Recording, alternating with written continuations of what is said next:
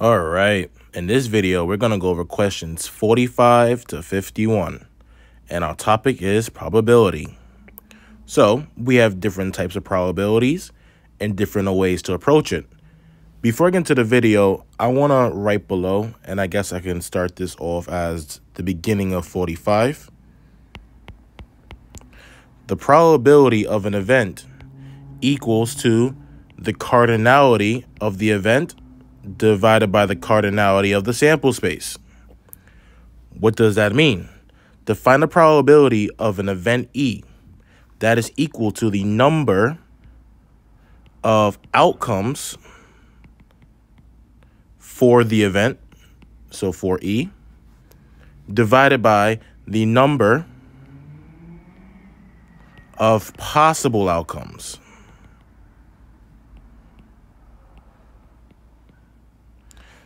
For the probability experiment. For probability experiment, which we call the cardinality of the sample space. And also, we denote that the event is a subset of the sample space. It is any subset of the sample space, hence including the empty set can also be a subset of the sample space, which means the probability is 0. Because the event is a subset of the sample space, the event can be an equal set to the sample space, which means the probability of the event is 1. And this means the probability of the event is 0. So I'll put some stars next to this as some important rules. And we should understand what it means by a subset.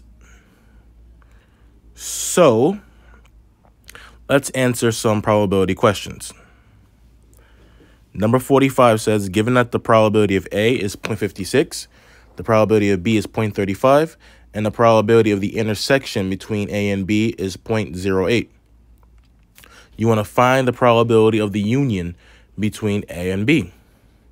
So, still on 45. So to find the probability of A union B, that's going to equal to the probability of event A. I don't know why I put B there first, but event A. Plus the probability of event B minus the probability of the intersection between A and B. We can also call this the probability addition rule. So the addition rule of probability. Addition rule of probability. And I also want to put on the side that the union means or, and the intersection means and. So let's answer that question. To find the probability of the union between A and B, that's going to equal to the probability of A, which is going to be 0.56. The probability of B, which I believe is 0.33, but let me double check. 0.35, excuse me. Minus the probability of A intersecting B, which is 0.08. And now we can add 0.56 plus 0.31. Sorry, 0.56 plus 0.35. That's going to be 0.91 minus 0.08. That is 0.83. And that is the probability of A union B.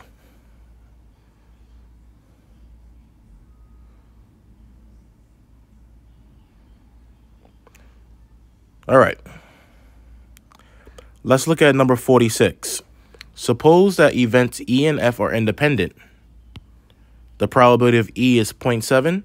The probability of F is 0.2. What is the probability of E and F? Okay, 46. So let's write down another probability rule. So let's call this one number 1. Let's call this formula number 2. And the next probability one, we can call number 3. And I'm going to write this as the following. If 2 or more events are independent, go down here, of each other, then the probability of A and B occurring is equal to the probability of event A times the probability of event B. And when we say independent, that means that the first event does not affect the probability of the second event, or vice versa for that matter. So in this case, because it says that the events are independent, to find the probability of E and F in this case, it's going to equal to the probability of event E times the probability of event F. And I want to say the definitions that I'm putting on this in this video, it's not a formal definition. So there's more details in the actual formal definitions.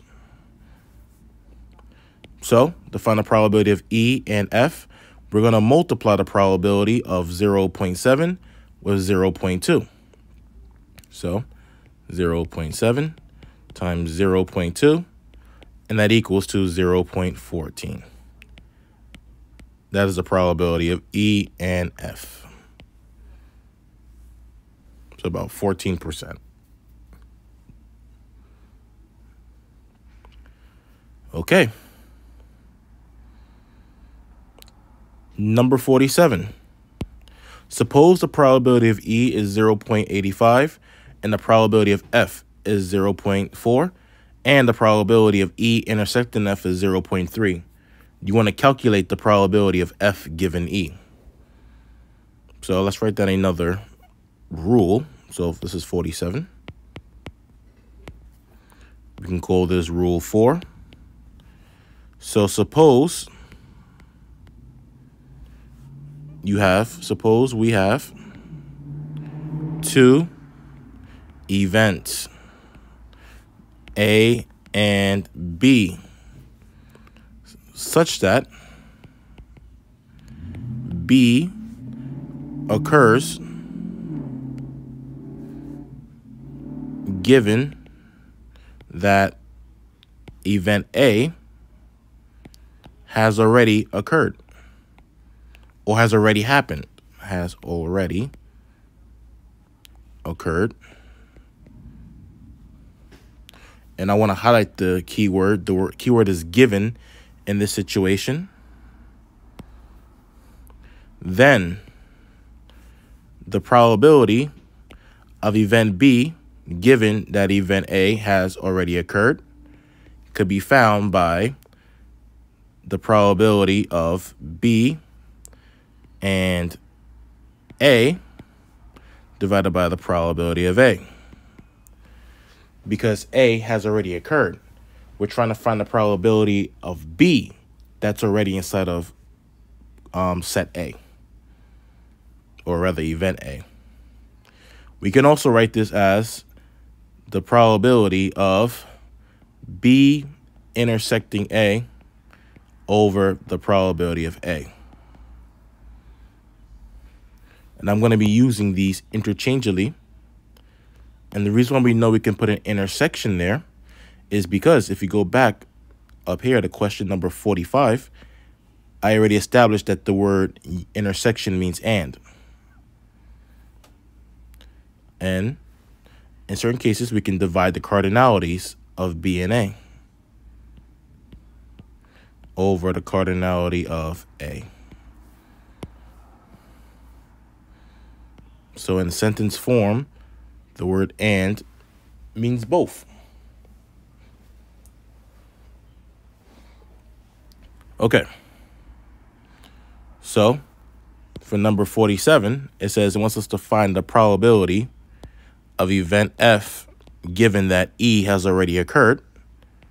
So when we do that, that's going to equal to the probability of F and event E divided by the probability of event E.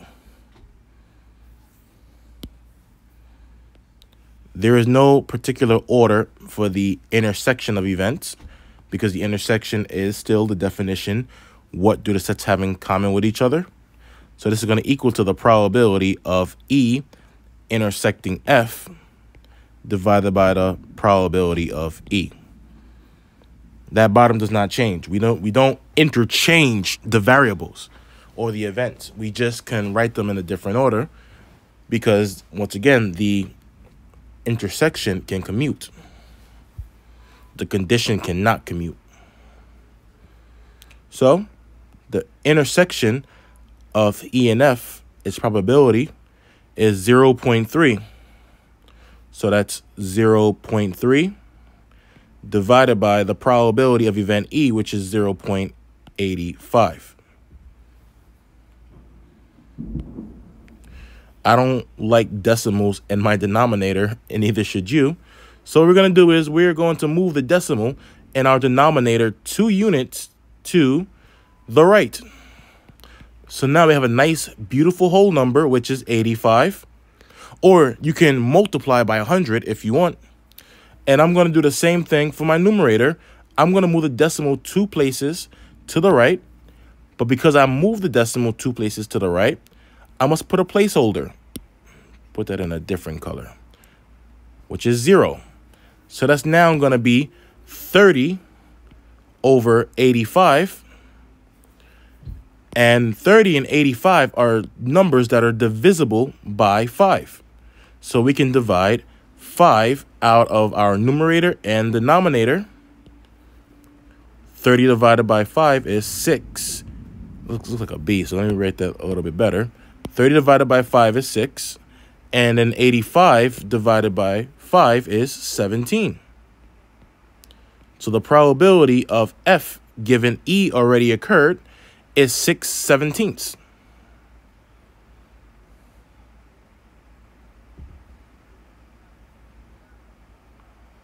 So there you go. That is question 47 for you.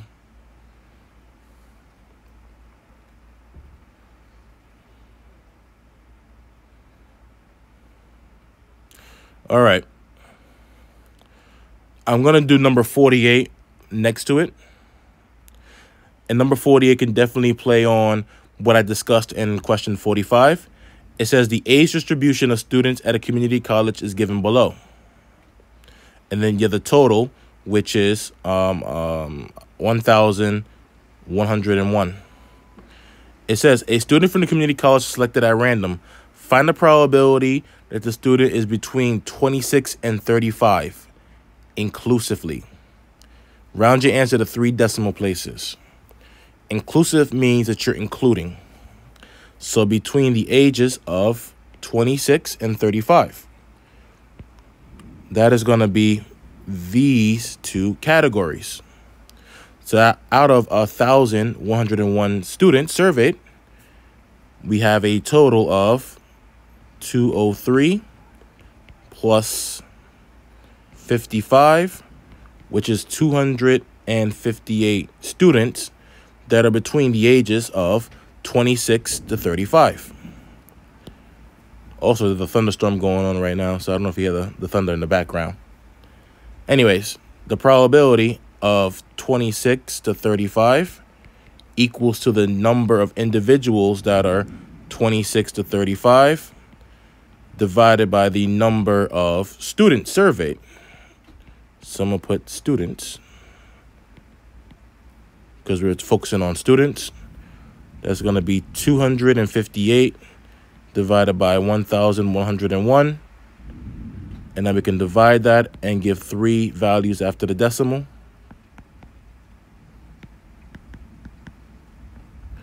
And make sure to round correctly. So that's going to be approximately 0.234. So we're going to use our approximation symbol. And that's number 48.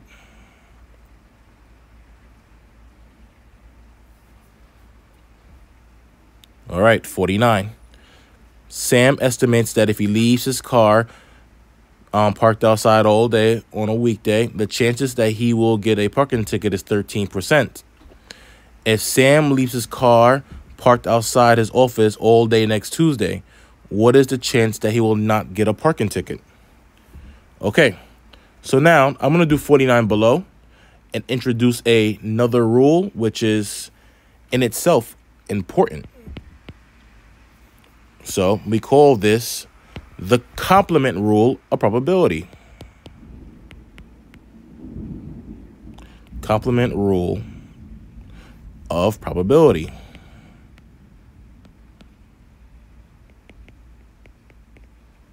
So suppose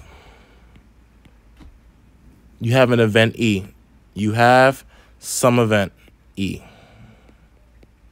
Some event E. Then the probability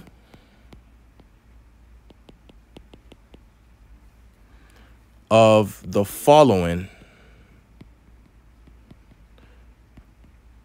is true. The probability that the event will not happen equals to 1 minus the probability of that event. Also, the probability that the event will happen equals to 1 minus the probability the event won't happen. Why is that the case? Well, if you go on Alex and play around with Alex, you'll be able to determine that. That is the case because the union between E and its complement equals to the universal set. And the universal set in probability is known as the sample space, which is S.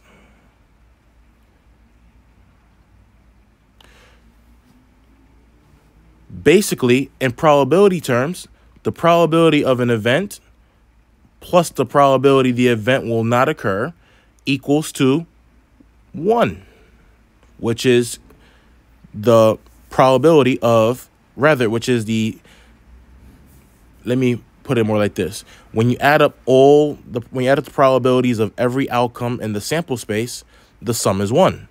And the event is a subset of the sample space, which means the complement of the event is also a subset of the sample space, such that I also want to put up here that the intersection between the event and its complement is the empty set. So when you unite these two sets, you cover everything. And hence, these two rules are created. Okay, I know I overcomplicated it, so I do apologize. But to find the probability of no ticket, that equals to 1 minus the probability he will get a ticket. So we're using the first one for this question. The probability he will get a ticket is 13%, but we're going to write 13% as a decimal. So 1 minus 0.13 is 0.87, which is equal to 87%. That's the probability of not getting a ticket.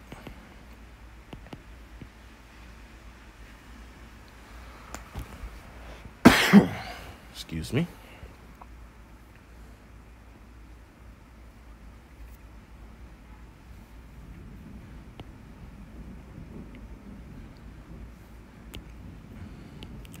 This box's definition up here. All right.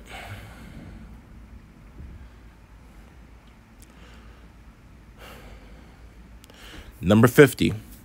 A survey revealed that 36% of people are entertained by reading books, 26% are entertained by watching TV, and 12% are entertained by both TV and books, or books and TV.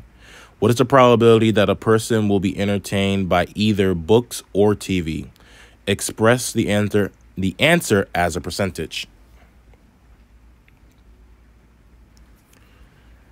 So, excuse me, we're going to go back to using the same rule that we used in question number 45, which is the addition rule for question 50. I want to find the probability of the person being entertained by books or by watching TV. And remember, the word or means union. So that means this equals to the probability of being entertained by books plus the probability of being entertained by television minus the probability of being entertained by both books and television.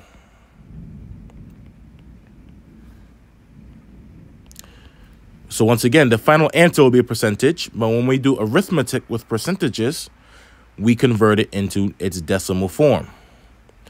So that's going to be 0.36 plus 0.26 minus 0.12. So 0.36 plus 0.26 minus 0.12. When you add, then subtract, that equals to 0.5. And 0.5 is 50%. That is the probability of being entertained by books or television.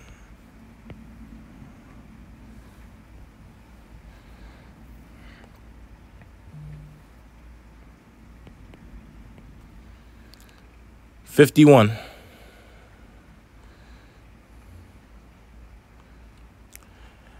Find the probability of the given event. And this is for, I guess, balls and marbles. You know what? No, I don't want to do 51 in this video. We're going to say 51 for the next video.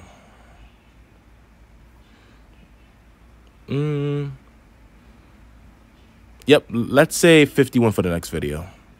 All right, guys. Hopefully you enjoyed the video, and I'll catch you around. Take care. Zoom out so you can see everything we just did in this previous problem.